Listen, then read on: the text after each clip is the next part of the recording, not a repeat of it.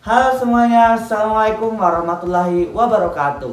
Tabi pun, apa kabar semuanya? Semoga semua dalam keadaan sehat walafiat ya. Dalam kesempatan kali ini, gue akan jadi seorang jurnalis musik. Karena dalam mata kuliah gue ada mata kuliah jurnalis musik. Ada pepatah mengatakan bahwasanya tak kenal maka tak sayang. Tak sayang berarti nggak cinta dong. Nggak bercanda-canda. Maka kalau mau sayang dan cinta kita harus kenalan dulu. Nama gue Andrian Pramudio dari program studi pendidikan musik Universitas Lampung ya. Nah, tadi kita membahas sedikit mengenai jurnalis musik ya.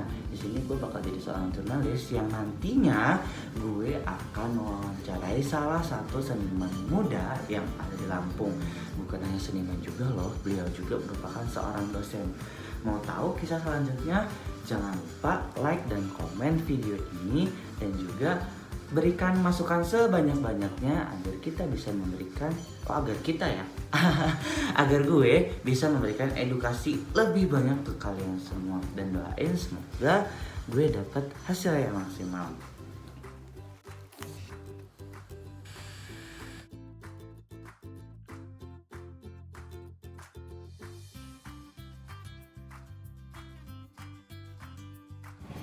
Hai guys, sekarang gue udah sampai di kampus. Nah jadi gue kan mau wawancarakan ya sama salah satu seniman yang ada di Lampung.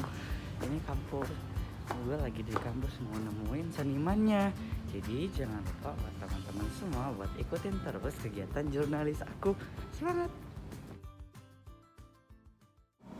Nah teman-teman semua, kita sudah bertemu sama salah satu seniman yang ada di Lampung ini, Pak Prisma Teja Permana ya Pak ya.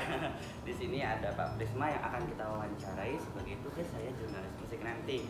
Nah nanti akan ada beberapa yang akan saya tanyakan ya Pak terkait tugas ini. Jadi yang pertama itu ada biografi Bapak, yang kedua kesibukan Bapak sekarang, yang ketiga topik, yang keempat nanti Pak. Yang keempat ada perform sedikit dari Pak Prisma dan yang terakhir ada jawab cepat nggak? Jawab cepat. Tidak ada. Cermat dia pun. Sudah serem.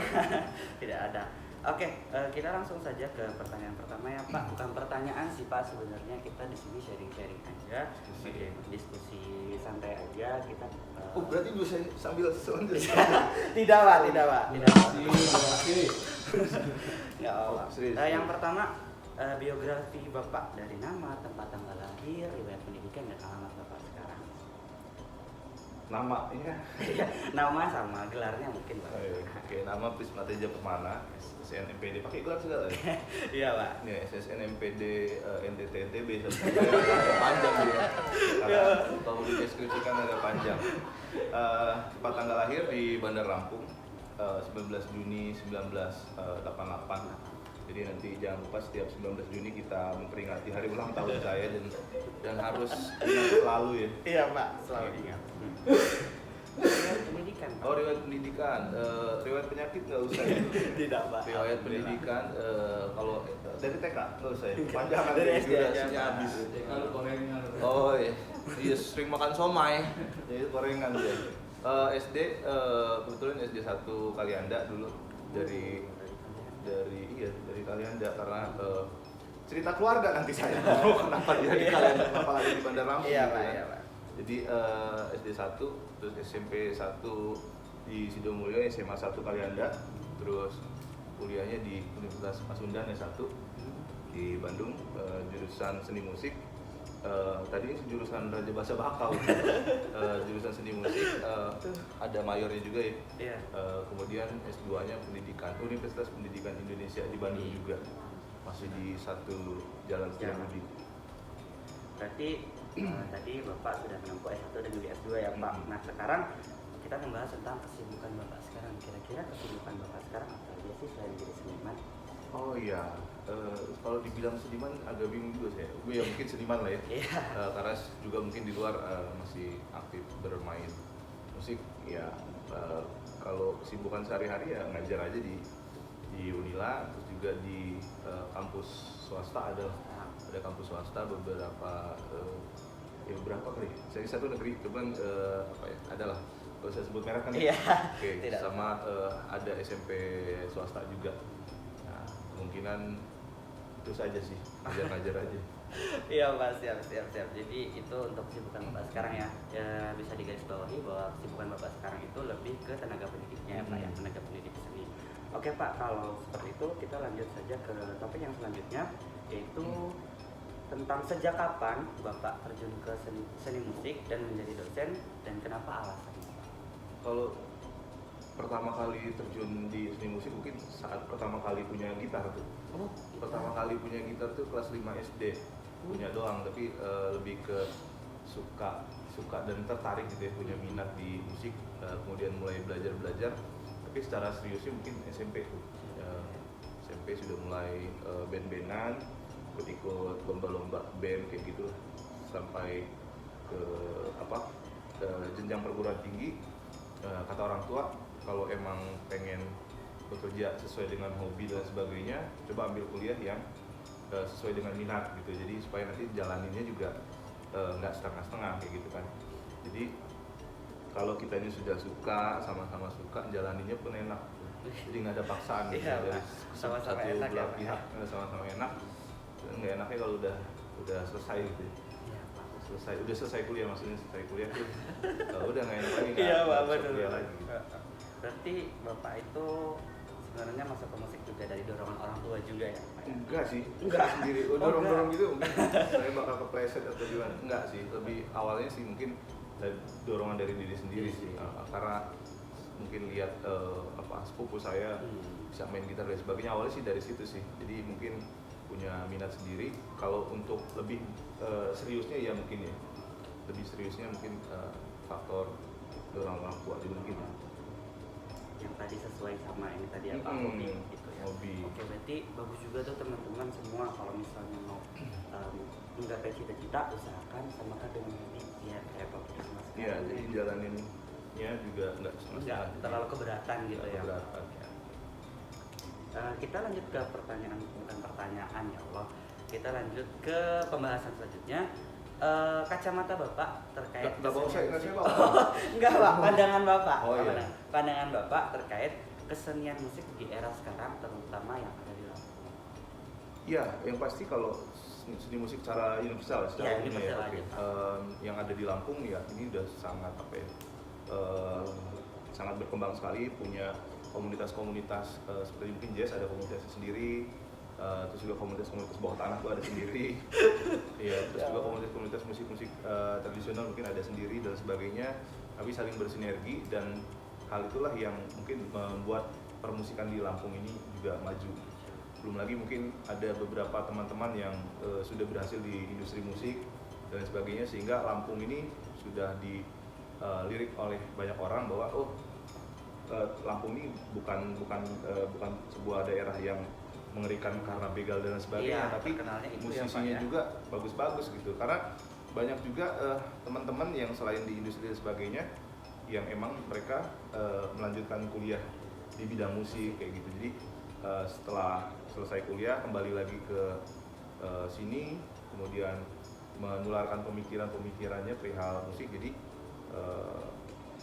permusikan di Lampung menurut saya sih lumayan maju dari lebih variatif sih. Iya. Tapi kalau untuk eventnya, kalau dulu tuh lebih sering banget ya, dulu di pasar seni segala macam tuh mungkin hampir setiap minggu 2 minggu sekali ada event, ada kompetisi musik dan sebagainya. Kalau sekarang mungkin orang bikin karya musik itu lebih banyak ini ya tempat penyalurannya Oh, ya. iya.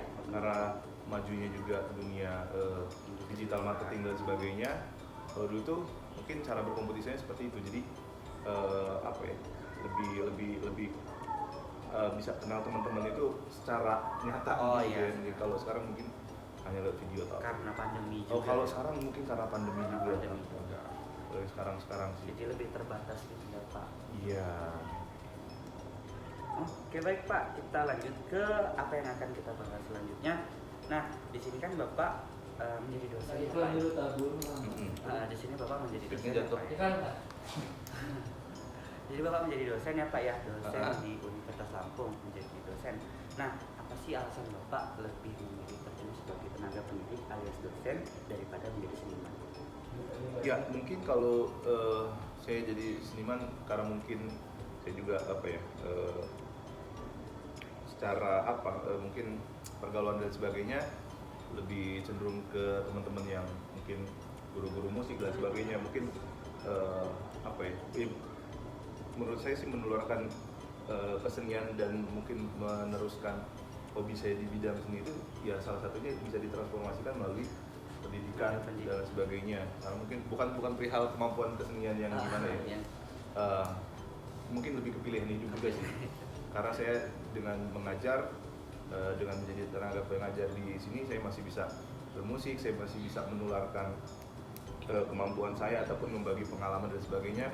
Dan juga kalau pengajar itu kita tuh terus belajar gitu, jadi nggak stuck di situ aja gitu. Ya lebih kepilihan hidup lah. Kalau mungkin apa ya, udah sih. Iya Pak, tidak Pak. Oke, berarti tadi Bapak lebih ke pilihan hidup dan juga Bapak lebih menyukai jadi tenaga pendidik karena bisa belajar bersama-sama. Iya, belajar sama-sama dan sebagainya, jadi nggak stuck di situ aja dan juga tetap masih bisa berkarya kok gitu, ngajar juga. Tetap masih bisa juga kita berkarya di musik di Lampung gitu ya Pak. Oke. Kita ke topik yang selanjutnya Pak, yang terkait tadi kan kita membahas tentang musik gitu. Sebenarnya apa sih alat musik yang Bapak sukai dan tekuni sampai sekarang? Terus alasannya apa? Saya mungkin lebih suka instrumen musik, mungkin sangkakala awalnya, cuman instrumen supaya kita ingat Dre, di dunia ini tuh cuma sementara ya, ada akhir dari kehidupan dunia ini gitu. Makanya kita perlu ingat tuh ada sangkakala di mana saat malaikat meniupkan sangkakala kelar nih kehidupannya. Iya Pak. Makanya itu wah keren nih sangkakala, alat musiknya keren, bisa menghentikan kehidupan yang ada di dunia ini gitu. Cuman saking kerennya nggak bisa gitu, karena itu cuma ada gitu ya Pak. Iya. Cuman dipegang oleh Pinjamnya bingung, malaikat. iya, itu bentuknya aerofon kayaknya. Karena alat musik tiup kan. Mungkin sekarang lebih cenderung di gitar sih. Gitar. Iya.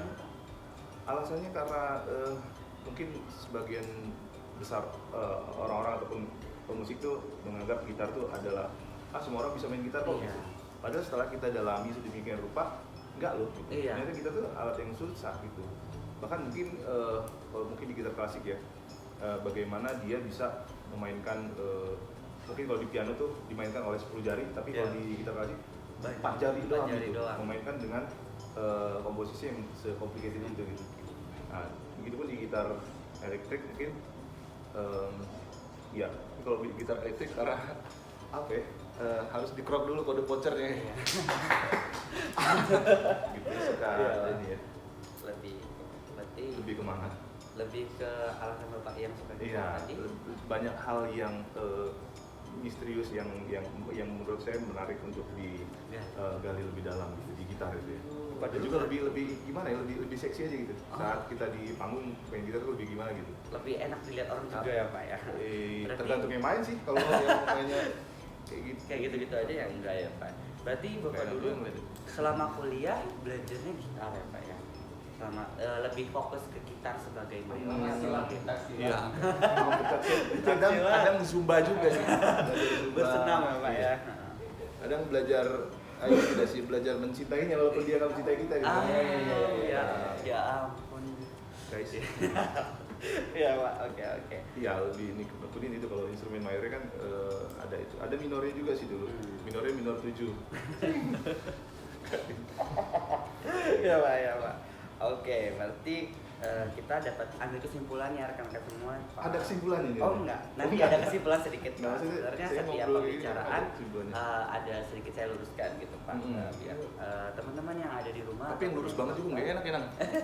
Yang ada yang menonton itu bisa tahu kesimpulan seperti apa sih gitu. Jadi Pak Prisma ini lebih menekuni bidang gitar, karena tadi alasan-alasan yang cukup konkret ya yang dijelaskan oleh Pak Prisma.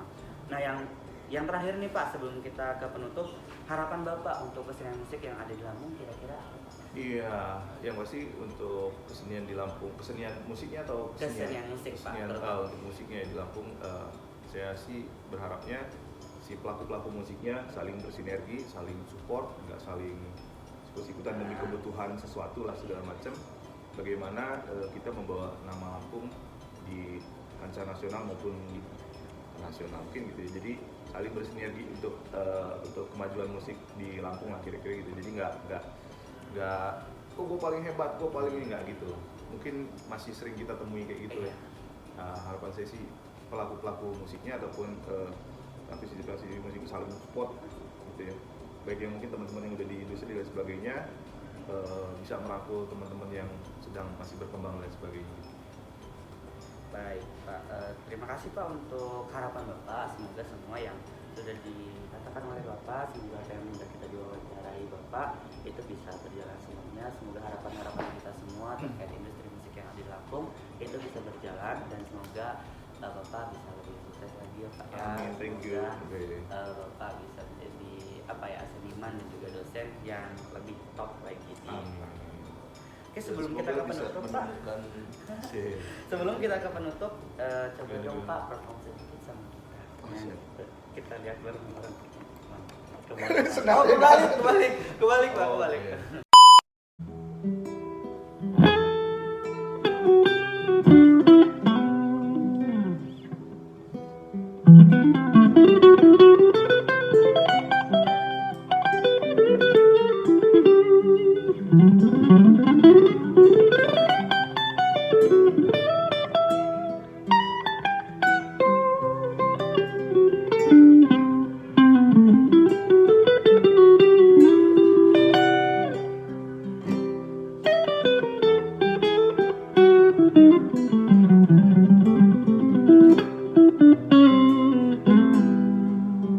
Kita kayak pacaran Pak.